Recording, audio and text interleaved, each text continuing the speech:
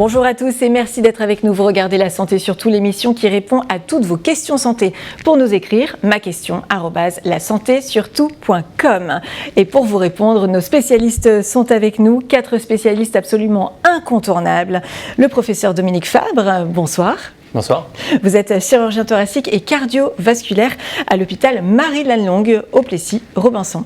Tout à fait. Et on est ravis de vous avoir avec nous.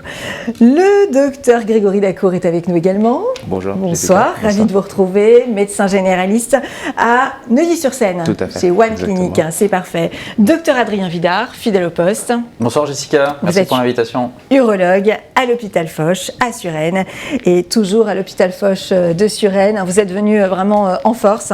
Le docteur Thierry Firobe, médecin urgentiste. Bonjour Jessica. Ce soir au programme, donc, vous l'avez compris, de l'urologie, de la médecine d'urgence, de la médecine générale et de la chirurgie thoracique et cardiovasculaire. Et c'est avec vous qu'on va commencer, professeur Dominique Fabre. Une question de Nathalie, 48 ans, de Caen. J'ai arrêté de fumer, mais je prends encore du cannabis. Est-ce aussi mauvais que le tabac pour les poumons ? Alors c'est une question très intéressante et on sait qu'aujourd'hui le cannabis est interdit, mais la consommation est très importante en France. Le cannabis, c'est aujourd'hui décrit et publié comme étant plus toxique que le tabac. On voit des cancers qui apparaissent chez des patients de moins de 40 ans et des cancers qui apparaissent 10 ans plus tôt que les cancers qui sont dus au tabac et à la consommation de cigarettes, à des stades plus avancés et plus graves. Donc le cannabis, pendant longtemps on nous a dit que c'était moins grave, enfin à mon époque on me disait que c'était moins grave, et en fait on se rend compte que les cancers sont plus sévères et apparaissent plus tôt. Ok, donc là il y a un vrai gros message à faire passer. Oui, on a publié ça.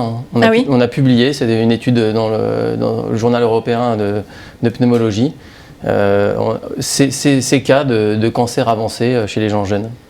C'est le produit en lui-même ou c'est parce qu'il y a des additifs, enfin des trucs qui coupent le cannabis qui sont mis avec, ou on sait pas C'est une bonne question, mais en fait c'est très difficile de mesurer la quantité de THC qu'il y a dedans et le niveau de toxicité.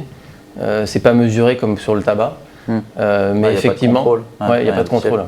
Mais nous on fait des prélèvements sur les cheveux, donc on prélève sur les cheveux pour savoir quel est le taux de THC qu'il y a chez les patients. Dans l'étude qu'on a faite, c'est ce qu'on faisait. D'accord. Voilà. Okay. C'est le taux de THC qui est le marqueur de survenue d'un cancer ou c'est... Non, c'est le marqueur du niveau de consommation. Ouais. Donc on peut corréler, il y a des gens qui fument 10 joints par jour. Par contre, c'est pas corrélé directement à l'apparition d'un cancer. On sait qu'on a beaucoup de cancers qui apparaissent chez des gens qui fument tabac plus cannabis et à des stades plus précoces que juste du tabac. D'accord. Et je replonge, mais... Et le protoxyde d'azote, là où on a avec les gaz hilarants où les gens consomment beaucoup, on sait, c'est toxique pour les poumons aussi ? C'est toxique et dangereux, mais c'est pas toxique, ça n'entraîne pas de cancer. D'accord, voilà. Ok. Mais c'est toxique, c'est mauvais pour l'organe en lui-même. C'est toxique, je pense, surtout d'un point de vue neurologique. Vu que c'est toxicité par carence en vitamine B12. Ouais. Tout à fait. Allez, une question maintenant pour le docteur Grégory Dacour, une question de Christophe, 50 ans, Nancy. Je viens d'avoir donc 50 ans et je me demandais s'il y avait des examens à faire à partir de cet âge-là. Alors, je répondrai tout simplement que oui, la plupart du temps, faire le point avec son médecin généraliste est nécessaire, passer ce stade. Donc du coup, on a effectivement l'avènement des bilans de prévention, avec effectivement la nécessité, pour le coup, de réaliser certains dépistages. Donc, chez l'homme, en l'occurrence, on est surtout sur des problématiques liées à la prostate et le dépistage du cancer colorectal qui est à effectuer aussi également à partir de 50 ans. Et chez la femme, en l'occurrence, on est plutôt sur la mammographie, donc qui pour le coup concerne les femmes entre 50 et 74 ans, la réalisation du frottis et le dépistage du cancer colorectal aussi également. Donc c'est nécessaire effectivement de faire un point avec le médecin généraliste pour cadrer un peu tout ça. Merci, docteur Dacour. Émilie, 36 ans de Toulouse, elle nous écrit, elle vous écrit à vous en particulier, docteur Vidard. Je suis très sportive, je fais de la course à pied, de la musculation avec des charges lourdes. J'ai peur d'abîmer mon périnée, c'est ça, et de provoquer une descente d'organes, du coup, par la suite. Est-ce qu'il y a des gestes de prévention ou des postures à adopter pour éviter tout ça ? Alors déjà, c'est qu'il ne faut pas arrêter le sport, c'est hyper important. La condition physique, elle est essentielle chez la femme. C'est la grande cause de la semaine de la continence. Là, la semaine dernière, avec la Société française d'urologie, où justement c'était la femme jeune et sportive. Non, il faut continuer le sport, il faut parfois adapter son activité sportive, mais ce qui est important, c'est de se dire qu'en fait, la cavité abdominale, C'est une boîte avec un système de pression. Donc en fait, si on fait trop d'abdominaux, on met trop de pression sur le bas et sur le périnée, justement, cette partie du bas du ventre qui va entourer le vagin. Et donc si on met trop de pression dessus, c'est là où il peut y avoir des problèmes de ce qu'on appelle les descentes d'organes ou parfois les fuites d'urine qui apparaissent.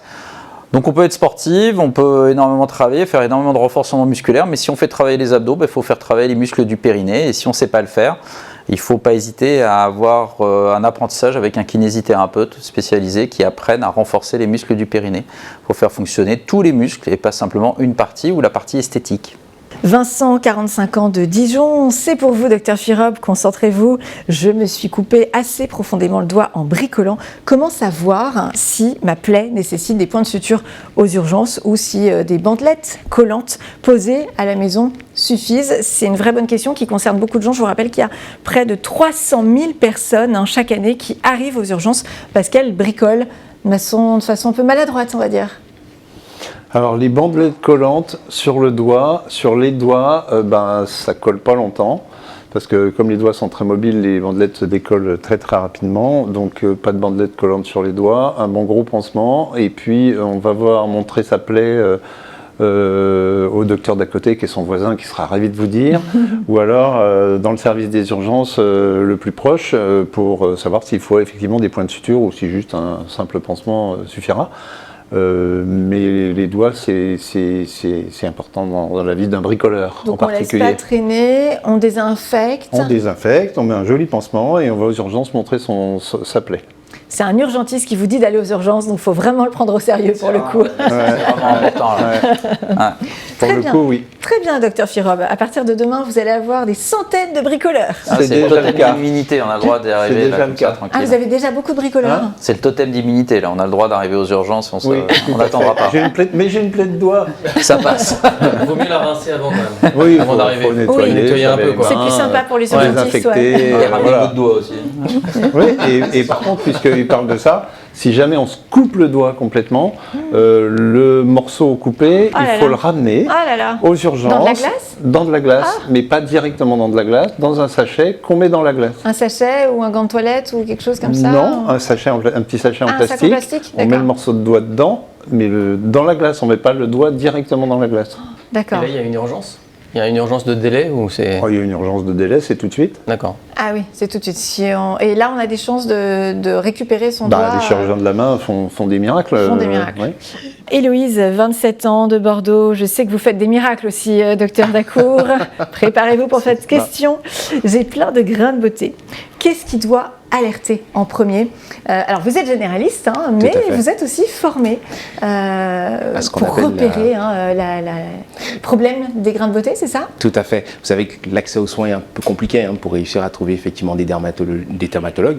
Donc l'objectif effectivement des médecins généralistes de se former, c'est de pouvoir effectivement permettre aux patients en cas de lésion mélanocytaire, donc lésion cutanée un peu suspecte, de pouvoir consulter avec un médecin, en l'occurrence médecin généraliste formé pour ce dépistage avec son dermatoscope, qui permet en l'occurrence de faire un screening de la peau et de pouvoir évaluer effectivement le degré d'urgence. Génial. Donc on d'une peut lésion. venir vous voir et là vous scannez partout toutes les zones du corps. Exactement, avec le dermatoscope qui est un espèce de microscope pour le coup, qui permet de grossir les lésions au niveau cutané. Vous avez différents signes qui permettent de s'assurer qu'une lésion ou qu'un grain de beauté n'est pas C'est les malin. fameux A, B, C, D, Les E. critères effectivement ABCDE qui ont été mis en place par des dermatologues américains et qui permettent en l'occurrence avec certains critères, donc la symétrie, la forme des bords, l'irrégularité, la couleur aussi, de savoir s'il y a nécessité d'une prise en charge assez rapide. Donc c'est important de penser à montrer un grain de beauté qui nous semble un peu suspect. Il semble un peu suspect, qui change d'aspect, qui augmente de taille aussi, de diamètre, c'est important, et qui change de couleur. Ça, c'est primordial. Et c'est la chose à retenir pour le coup. Est-ce que vous êtes sérieux de ce côté-là? Est-ce que vous montrez tous vos grains de beauté Ça, non, Oui, j'ai pas il y a l'impression. aussi il faut faire attention avec les outils d'intelligence artificielle comme, pas nommer certains, ChatGPT et autres, Ouais. en fait, qui ont tendance à avoir des erreurs dans l'interprétation des images, ce qu'on appelle les alignements, les hallucinations. Donc, il ne faut pas leur faire confiance en prenant soi-même une photo et en lui posant la question. les résultats ne sont pas toujours conformes, même si on a des solutions d'intelligence artificielle qui existent pour les dépistages, où on va prendre des photos du corps entier et les analyser. Les outils, on va dire, un peu grand public ne sont pas efficients et ne remplacent pas le dépistage humain. Et je valide totalement, effectivement. Et du coup, c'est que du dépistage. Vous faites jamais d'ablation de lésions cutanées. Alors, ce qui concerne parce que ça demande un l'ablation, gros réseau derrière dermatologique pour pouvoir faire les ablations de toutes les lésions suspectes. alors déjà, et puis la deuxième chose, c'est qu'il faut être formé pour ça, Ouais. pouvoir gérer effectivement les complications au cabinet. Donc c'est pas quelque chose d'anodin. Donc certains médecins généralistes ont la possibilité d'être formés en ce sens. Tous ne le sont pas forcément. Donc généralement, quand il y a une lésion qui nécessite une exérèse, la plupart du temps, on adresse très rapidement. Moi, en tout cas, j'adresse. Et pour certains médecins généralistes, certains font effectivement l'exérèse directement au cabinet. D'accord. Allez Rodolphe, 63 ans de Versailles, qui vous écrit: professeur Fabre, je fais de l'hypertension et on m'a trouvé une sténose de la carotide, faut-il opérer? Alors c'est une question intéressante et en fait les datas ont changé l'an dernier. Il y a une publication récente qui a montré que quand on a une sténose carotidienne, avant on faisait plutôt un traitement médical et que ça suffisait pour éviter les AVC, parce que la principale conséquence de ces sténoses c'est l'AVC et la survenue d'un AVC qui peut être effectivement très, très conséquente dans la vie. Aujourd'hui, on sait qu'il faut aller plus loin que le traitement médical. Il faut soit mettre un stent, soit opérer cette carotide quand elle dépasse 60-70%, ou quand elle est évolutive. C'est-à-dire que quand il y a 2 Dopplers successifs qui montrent que la sténose a évolué, effectivement, il faut aller voir un chirurgien pour savoir si on peut mettre un stent. Et on sait que le résultat des stents aujourd'hui, avec une protection cérébrale, c'est avec un système de filtre qui va protéger au moment où on dilate l'artère, ça permet d'éviter les AVC. Voilà. Et en attendant de voir un chirurgien, il y a des signes d'alerte, il faut être attentif. Ah, effectivement, il faut être attentif. On peut avoir des pertes transitoires de vision d'un œil du côté de la sténose de la carotide, parce que la première branche de la carotide, c'est l'artère qui va à l'œil. Et donc, on peut avoir une perte transitoire. Donc, ces petits accidents où on perd un peu la parole, où on perd la mobilité d'une main, ça peut être un signe d'alerte. Un petit embole qui part et qui peut disparaître tout de suite, donc il faut y faire attention.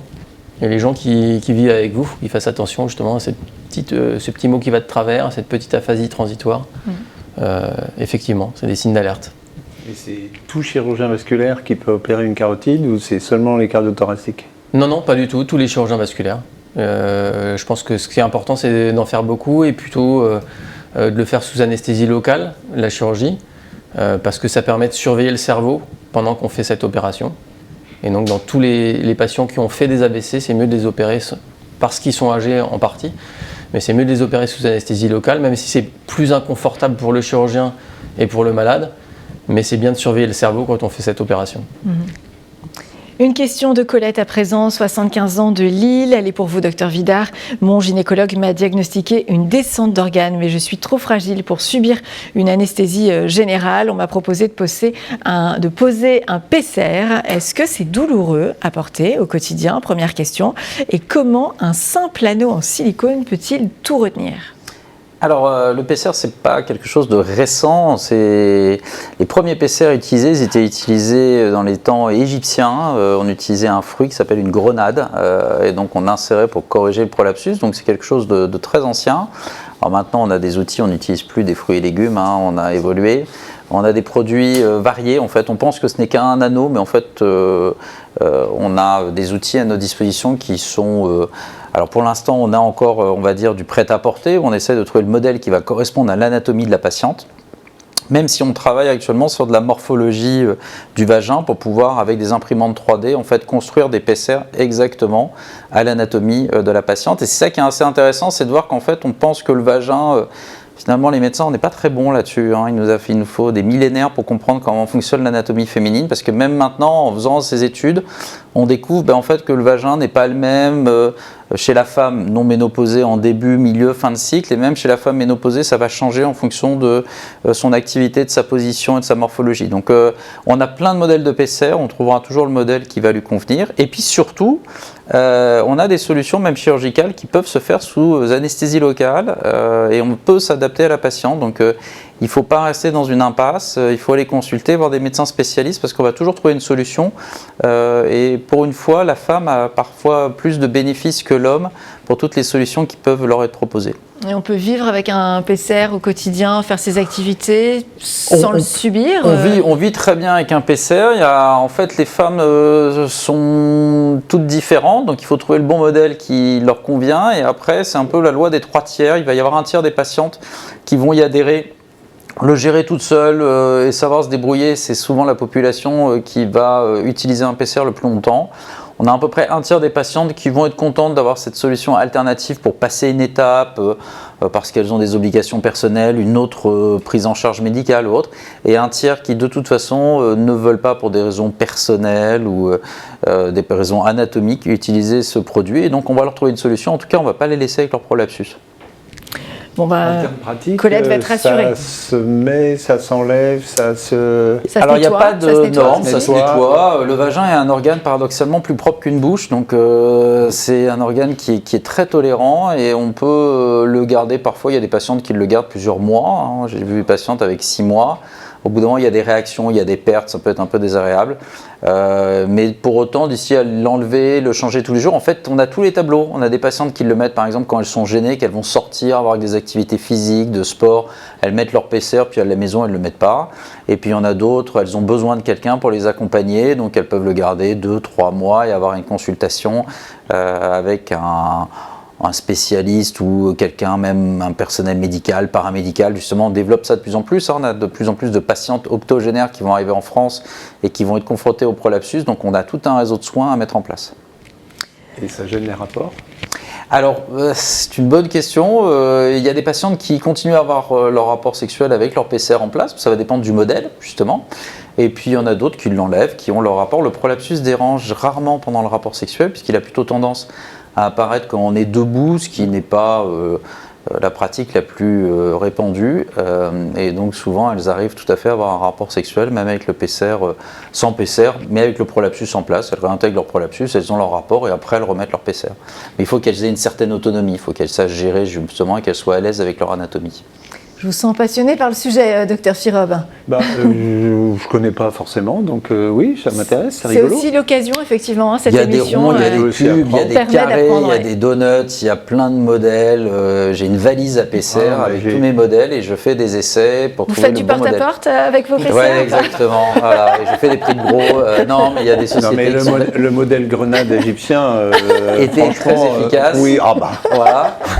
Et surtout, ça maintenant, les déchaînait les autorités de rapports, pour santé le coup. l'ont reconnu puisque le PCR est pris en charge et remboursé par les caisses primaires d'assurance maladie sur un modèle une fois tous les 2 ans, je crois. Ah, comme les lunettes. Et le pourcentage de modèles sur mesure fabriqués par imprimante 3D, c'est beaucoup. Alors pour aujourd'hui l'instant, ça reste encore des projets, justement un C'est projet pas qu'on encore a développé à Foch avec des écoles d'ingénieurs où on travaille là-dessus. En fait, on était assez emballé au début en se disant que la modélisation allait être simple. En fait, la modélisation est très compliquée. Ouais. Voilà. C'est pas si simple que ça. Donc c'est en cours de développement. Exactement. C'est une innovation pour la décennie à venir. Ok. Moi, je trouve ça génial d'avoir tous ces hommes, ces messieurs autour de moi, en train de s'intéresser, de questionner, de se passionner pour ce sujet qui est très féminin. Hein. Ah moi, le vagin, ça fait longtemps que ça me passionne cette affaire. Ça, on n'en doute pas, docteur Firob. Mais en tout cas, bravo, messieurs. Allez, une question pour vous, docteur Firob. On va voir si vous êtes passionné par le sujet qui arrive. Je me suis renversée de l'eau bouillante sur le poignet. C'est Jeanne, 63 ans, de Toulon. Et alors Jeanne, elle a plein d'idées. Hein. Elle dit il faut mettre de la glace, du beurre, du dentifrice. Elle voulait avoir votre avis sur la question. Quels sont les vrais bons gestes de premier secours et à partir de quand il faut aller aux urgences? Si c'est une brûlure du poignet, c'est pas très grave, Jeanne, sauf si c'est circulaire, c'est une brûlure qui fait tout le tour du poignet. Il faut refroidir. Donc il faut passer la brûlure sous l'eau froide, sous l'eau du robinet. Et puis il faut quand même montrer votre brûlure à quelqu'un parce que effectivement, je ne suis pas sûr que le beurre, que le dentifrice, que tout ça, ça marche très bien. On fait des très bons pansements hydrocolloïdes maintenant qui permettent de guérir ça assez facilement. C'est l'étendue qui fait la gravité. Et l'étendue et le fait que ce soit circulaire qui fait la gravité. Donc après, si c'est une brûlure de visage, il ne faut pas que ça... alors vous, c'est le poignet, mais j'ai une extension. Le visage, il ne faut pas que ça atteigne les orifices. Voilà, donc c'est l'étendue qui fait la gravité d'une brûlure. Et il faut la montrer, faut la montrer. Donc on va aux urgences quand même. Oui, on va montrer, ça fait la deuxième fois ce soir que je dis qu'il faut aller aux urgences. Alors, l'heure du monde, ça ne va pas nous changer. Allez, Jules, 26 ans de Créteil, on m'a diagnostiqué une scoliose il y a quelques années. À quelle fréquence dois-je la faire surveiller? C'est pour vous, docteur Dacour. Alors, la scoliose, c'est surtout l'âge qui va déterminer, en l'occurrence, la prise en charge. Jules a 26 ans. À 26 ans, effectivement, on a fini techniquement sa croissance osseuse. On a tendance effectivement à surveiller plutôt à l'adolescence. À l'âge adulte, l'idée c'est de lutter contre les conséquences de cette scoliose, donc travailler éventuellement la posture, faire en sorte effectivement qu'un capital musculaire soit suffisant pour permettre d'éviter les douleurs, faire attention à tout ce qui est mouvement, port de charge. Et ça, c'est un travail quotidien pour les patients atteints de scoliose. Donc Jules, faire attention effectivement avec le dos et s'assurer pour le coup qu'on ne le sollicite pas trop. Mais en même temps, c'est le mouvement qui fait qu'on a pas mal. C'est le mouvement qui fait qu'on a pas mal, parce qu'encore une fois, le mouvement permet, en l'occurrence, de garder une capacité musculaire, et c'est cette capacité musculaire qui permet de solliciter un peu moins le rachis et d'éviter les douleurs chroniques par la suite. Merci beaucoup, docteur Dacour. Professeur Dominique Fabre, Ludivine vous écrit, elle a 54 ans, elle habite à Oloron. Que pensez-vous de la cigarette électronique quand on veut arrêter de fumer? Est-ce un bon moyen de limiter ces risques d'avoir un cancer du poumon? Est-ce qu'on a des données déjà sur la cigarette électronique? Alors, c'est une bonne question. Il y a des données. On sait aujourd'hui qu'il n'y a rien de publié sur la cigarette électronique de nocif. La cigarette électronique n'a jamais provoqué de cancer du poumon. Pour l'instant, ça n'a jamais été publié. Donc c'est un très bon moyen de se sevrer de la cigarette. On peut adapter la dose de nicotine comme on veut. Et pour l'instant, la toxicité, elle est extrêmement faible. Si on compare la cigarette par rapport à la cigarette électronique, on est à 1 versus 1000. Ah oui. Donc le niveau de risque est quand même très faible. Donc il y a un vrai débat aujourd'hui sur la cigarette électronique parce que beaucoup de jeunes l'utilisent, mais ce n'est pas du sevrage dans ces cas-là. Et là, l'exposition dans 30 ans, si on fume pendant 30 ans, on ne la connaît pas. Mais pour l'instant, il n'y a rien de publié là-dessus. Pour essayer de répondre à cette question, ce qui concerne le sevrage, c'est un très bon moyen de se sevrer, c'est le meilleur moyen de se sevrer. Parce que on a toujours le geste, on a l'habitude, on a la bonne dose de nicotine, et on n'a pas la toxicité pulmonaire qu'on a avec la cigarette qui fait que les cils ne fonctionnent plus et qu'on risque de s'infecter après une opération par exemple. Souvent, moi, mes patients, quand on leur implante des prothèses et des choses comme ça, on essaye de leur demander d'arrêter leur intoxication tabagique. Et je peux leur recommander de prendre une cigarette électronique ou je limite le risque vasculaire aussi. Quitte à au moins leur proposer quelque chose, je prends ça. J'avais un patient cette semaine que j'ai opéré qui a été fumé après son intervention. Donc tout le monde était effrayé. En fait, il fumait sa cigarette électronique parce qu'il avait réussi à se sevrer. D'accord. Et donc il ne faut pas être choqué de ça. C'est de la vapeur d'eau.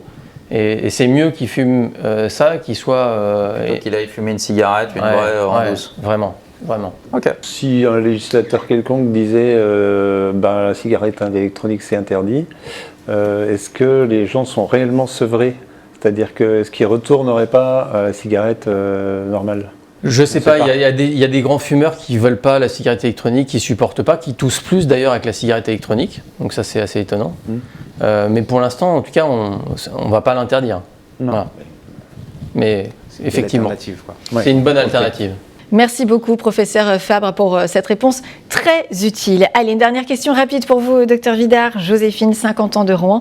Une amie m'a parlé du PAD test. De quoi s'agit-il ? Alors en fait c'est un test très simple, PAD test, PAD ça veut dire protection urinaire et en fait il nous arrive chez des patientes d'avoir, ou des patients aussi, des fuites suffisamment abondantes pour qu'ils soient amenés à mettre plusieurs protections par jour. Mais tout le monde est un petit peu différent et donc pour essayer de comprendre qu'est-ce qu'on va leur proposer et quel traitement, on leur demande de mesurer le poids de leur protection. Donc sur 24 heures, donc ils utilisent une balance de cuisine et au lieu de jeter les protections, ils les conservent et ils mesurent et ça va nous donner la quantité d'urine perdue par jour et on va adapter nos traitements en fonction. Vous avez appris un truc ? Les trois. Oui, Donc, du coup, ça nécessite qu'ils tiennent un décompte. Oui, ils ont ce qu'on appelle un calendrier mixtionnel ils notent chaque fois qu'ils vont uriner, la quantité, ainsi de suite. Et après, on mesure les protections et la quantité. Et par exemple, chez un homme qui a des fuites après une prostatectomie radicale, je ne mettrai pas les mêmes solutions, je ne proposerai pas les mêmes solutions s'il perd 50 grammes par jour ou s'il perd 600 grammes par jour. J'ai des solutions qui vont s'adapter en fonction de l'importance de leur pas de test. Donc ça me permet de comprendre mieux les patients et d'avoir une idée un peu représentative des solutions que je vais pouvoir leur proposer. Merci beaucoup, Dr Vidard, et merci à vous trois pour vos réponses à nos questions. Vous trois, mais je viens de vous remercier, Dr Vidard. Donc non, je sais compter. Merci, Dr Vidard, et merci à vous trois autres. Je ne vous ai pas oublié. Comment peut-on vous oublier, Dr Vidard? C'est impossible. C'est impossible. Non seulement tu ne l'oublies pas, mais en plus tu parles que de lui. Donc, bah voilà, exactement. Et vous me tutoyez en plus maintenant.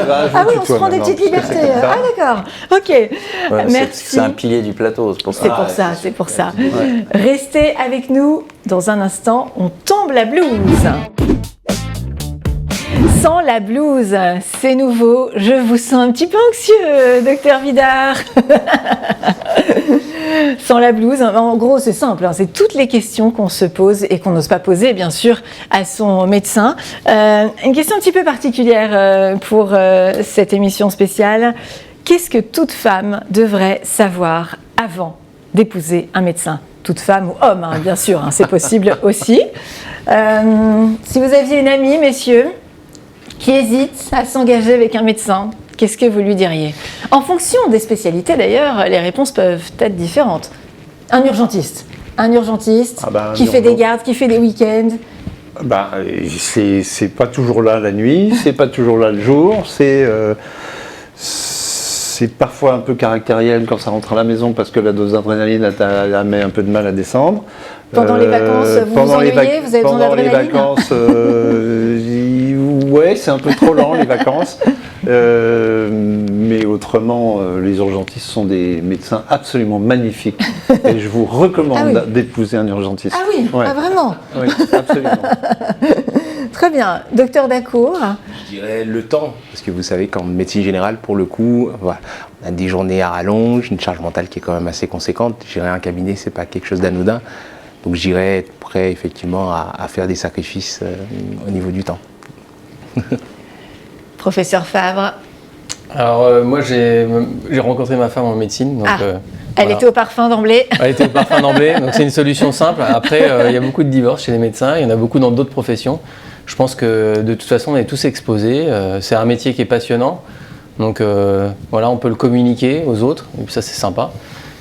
Mais je pense que c'est pas un choix de dire je vais pas rester parce qu'il est médecin. Je pense que c'est une mauvaise solution. Voilà. Et vous, docteur Vidard, vous êtes avec votre épouse depuis c'est un choix de gourmand. Moi, je suis avec mon épouse depuis 35 ans. On s'est connus avant de faire médecine. Bravo, elle. Et elle ne fait pas médecine. Et ma mère lui avait dit, tu verras, c'est très utile parce que tu auras toujours de la facilité pour avoir un avis médical et il n'y aura jamais de problème pour faire un certificat. Donc, elle a vu le côté pratique, c'est ça. C'est très pratique, c'est très utile. Ouais, exactement. Parfait, merci à vous quatre.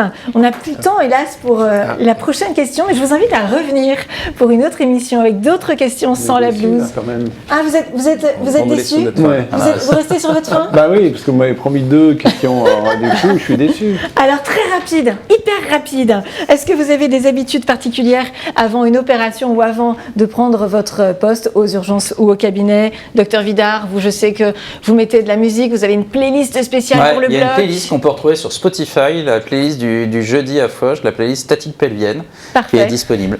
Et vous écoutez vraiment ça au bloc? Ouais, j'écoute ça au bloc, c'est branché. Quand on avait construit les blocs, on avait fait en sorte d'avoir des haut-parleurs dans le plafond qui permettent d'écouter la musique. Parfait, magnifique. Professeur Fabre? Alors moi j'ai une habitude d'urologue. Et comme disait Chirac, il ne faut pas pisser il faut pisser quand on a l'occasion. Donc nous, avant de faire des longues opérations, on va faire pipi. Et c'est important, parce qu'on se sent mieux. Voilà. C'est bien normal, on est plus confortable et on fait moins de bêtises quand on se trémousse moins parce qu'on a envie d'aller pisser. Exactement. Très très bien. C'est sûr, moi j'ai pas d'habitude. Et non, vous n'avez pas d'habitude? Non. Si, il vous faut votre stylo magique, que vous avez perdu ici même. Ici, donc, voilà. Tant pis, je fais si ça. vous avez trouvé un stylo, rendez-le au docteur Chirob. Et vous, moi, pour le cabinet, le café. café, indispensable avant de commencer la journée. C'est impensable de commencer sans. Eh ben maintenant, on sait comment vous faire plaisir. On vous fait livrer du café à Neuilly-sur-Seine. Avec grand plaisir. Très bien, si vous avez des fans, voilà, vous savez ce qu'il vous reste à faire. Merci à vous tous pour votre participation à cette émission. Merci à vous pour vos questions. Vous pouvez nous envoyer d'ailleurs dès maintenant les prochaines, pour les prochaines émissions. Ma question @lasantésurtout.com. À bientôt et n'oubliez pas... La santé surtout. La santé surtout. La santé surtout. La santé surtout.